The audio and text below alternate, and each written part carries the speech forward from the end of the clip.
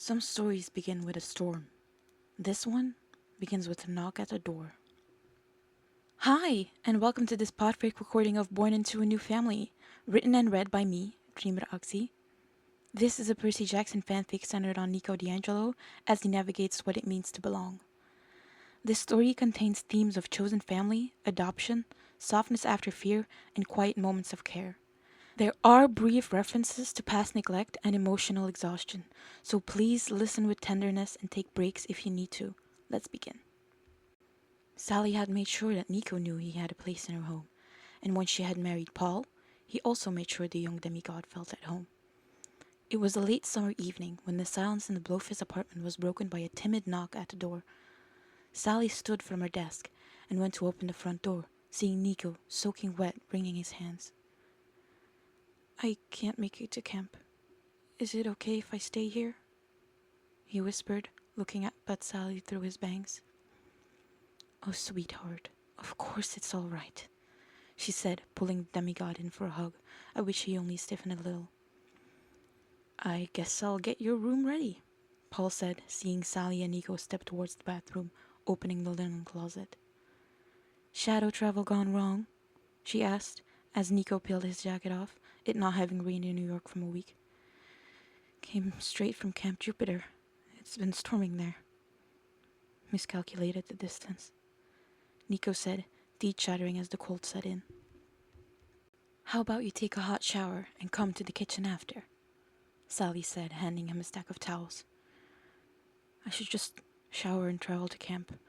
I should have just enough energy to get there," Nico thought as he stepped under the lukewarm spray, not wanting to waste the Blofis' warm water. He showered quickly and noticed that some new sweatpants and a t-shirt were sitting on the counter. "Sally, do you have some of Percy's old clothes I can wear?" he yelled, poking his head out the door. "Didn't you see the clothes on the counter?" she asked. "I mean, yeah, but Percy's new clothes will be too big for me," he said. "They would be, but I bought them for you," Sally said, smiling. "Okay, thanks," Nico said, blush lighting up his face as he turned around and took the pants in his hands, feeling the soft fabric.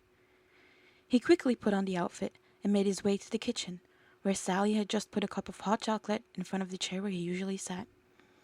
"Timed perfectly, as usual," Sally said, ruffling his wet hair. "I'm just gonna finish this and shadow travel back to camp," Nico said, warming his hands on the cup before taking a sip. "Niccolo Andrea di Angelo, you are not shadow traveling anymore today or tomorrow.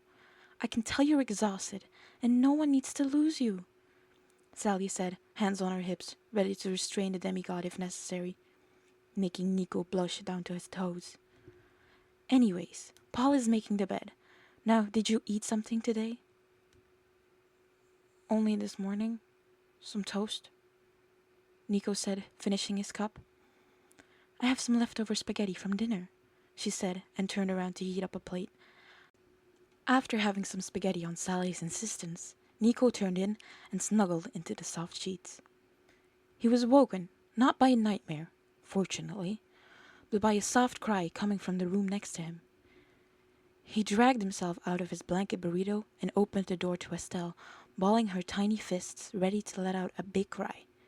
Nico hurried over and whispered, "It's okay, Stella," picking her up and slightly rocking her. "Looks like someone just has a dirty diaper," he said, feeling the wet diaper before putting her on the changing table. As he was pulling open the tabs, the door opened again. "Oh, seems like someone beat me to it," Sally said, smiling. "I still don't get why she likes me as much. Usually my aura drives off animals and kids," he said, sighing as he finished changing the diaper. "She sees you more than Percy. And you always light up when you see her," Sally explained as she touched Estelle's nose. "Mama," she said, smiling from Nico's arms. "I know, Nico's here," Sally said, laughing as Estelle grabbed a lock of Nico's hair, making him wince and trying gently pull her hand away. "Nico, play," Estelle said, as Nico waved her hand with his. "Little star, Nico and Stella need to sleep," Nico said, kissing her forehead and putting her back in her crib. "Nico, stay," she demanded, kicking her feet. Nico needs to go to his own bed, but he'll be here tomorrow to play with you, Sally said, lightly covering Estelle in a blanket before wrapping her arm around Nico's shoulders and leading him to his bed, where she tucked the boy back into bed before returning to her own. In the morning, Estelle refused to sit anywhere but Nico's lap, even though Sally tried everything to get her to sit in her high chair. After breakfast, Estelle insisted on playing with Nico, so that's how he found himself wearing a pirate hat and Estelle dressed up in a princess dress, playing pirates and princesses. Pirate Nico is gonna rescue Princess Estelle from the evil dragon, Nico said, as he picked up the stuffed dragon off the floor and stabbed it with a miniature version of his sword that Estelle just needed to have. Afterwards, he picked up Estelle and swung her around, kissing her forehead. I'm gonna take you to my evil lair, he said, cackling as Estelle giggled like crazy as he put her on the couch and started tickling her. It's time for a nap for the princess, Paul said as he entered the living room, picking up his daughter. Oh, I had just taken her to my lair, Nico said, smiling. Well, the king is here to save her, Paul said, softly pushing Nico down on the couch. Bye-bye, pirate, Estelle said, yawning, laying her head on her dad's shoulder. When I've put her down, could we talk in the kitchen? Paul asked, as Nico acted wounded and nodded. When Nico entered the kitchen, Sally was set bent over some papers. He took his place, waited for Paul to sit at the table before Paul started. We have a question for you. Seeing as you're 14 years old, we thought you should give your opinion. That sounds serious, Nico said, eyebrows drawn, pulling into himself. You're scaring him, darling. Paul and I were just wondering if you'd like us to adopt you, seeing as you have no legal guardian, Sally said, swatting at Paul's arm. Is it okay if I take some time? Nico asked, not wanting to offend anyone, but not wanting to make a rash decision. Of course. Do you want to stay or go to camp? Sally said. I'll go to camp. I don't want to risk any monsters showing up, Nico said, wringing his hand.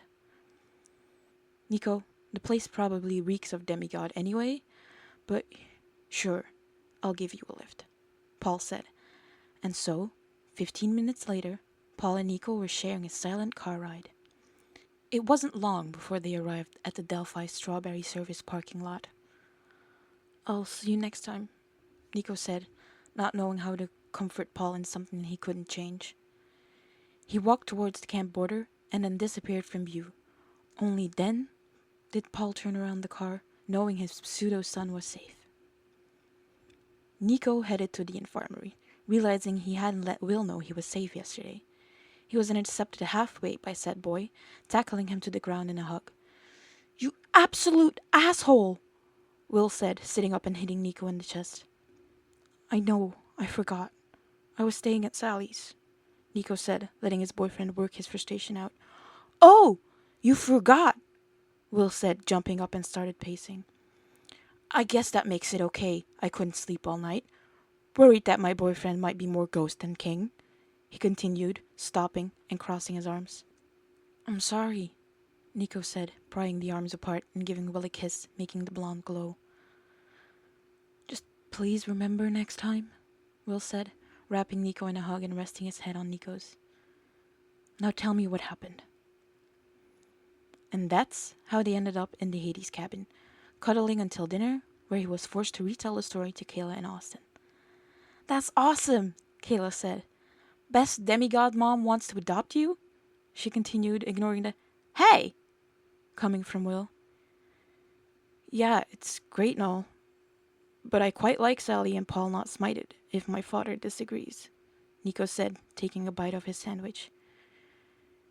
Your dad has to realize that if something happens to you in the mortal world, you only exist as an 80-year-old man, right?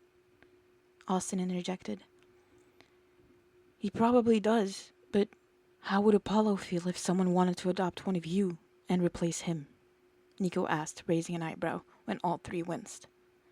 Exactly. And you're not his only child, he finished, having made his point. So, you need to talk to your dad. It's not like your relationship is bad, Will said. I just worry, Nico said, leaning against the blonde. That night, Nico and Will, who was supposed to be in the Apollo cabin, were sleeping when darkness fell into Hades' cabin, and the imposing figure of Hades appeared from the darkness, stroking his son's hair. Nicolo, let's talk, he said, as Nico opened his eyes, and he transported them to a hill inside camp. Guess you heard, Nico said, fidgeting with his hands. Your prayer at dinner was so loud my youngest brother may have heard, Hades said, smirking. I don't want to replace you, or Mama, Nico said, feeling tears in his eyes thinking about his mother. You need someone to take care of you when I can't, and you know as well as I do your Mama cannot be replaced, Hades said, ruffling his son's hair. So, you're okay with it? Nico asked, looking up at his father with his big brown eyes he got from his mother. Whatever you decide is fine with me, Agnoletto, Hades said, transporting Nico back to bed. And so, after months of paperwork, the Blofis family and Nico were at the courthouse, ready to sign the adoption papers. I can't believe you're going to be my actual brother, Percy said, nudging the younger. Well, not everything can be great in this situation, I guess, Nico said, smiling, thinking that being brothers with Percy wouldn't be so bad. Blofis? The secretary said as Sally, Paul, and Nico stood and entered the small office while Percy gave them a thumbs up. So, if everything is right, you are keeping the last name Di Angelo? The judge asked Nico. That's correct, Nico said, fiddling with the tie Hades had made him wear. So, all that's left is for you to sign here and here, the judge said, motioning to the papers, and they signed them. Congratulations, Mr. Di Angelo, she said, as she stamped the papers, making it official. Thank you, ma'am, he said, nodding his head at the judge. Looks like this one won't need a lot of manner training, she said jokingly at Sally and Paul. And so, the guest room was officially given to Nico, and when his appendix blew, Sally was the first to hear and saw him before the operation. I'm glad you adopted me, Mom, Nico said feverishly, while Sally stroked his wet hair from his forehead. Me too, darling. Me too, she said, swallowing back the tears at the first time Nico had called her Mom. Thank you for listening to Born Into a New Family. This podfic is part of the DreamerAxie library, where every story is shared with care. If this one gave you a moment of warmth or connection, I'm glad. This story was written with care, and maybe, just maybe, it finds you when you need it most. Take care of yourself, and take care of each other. See you next time.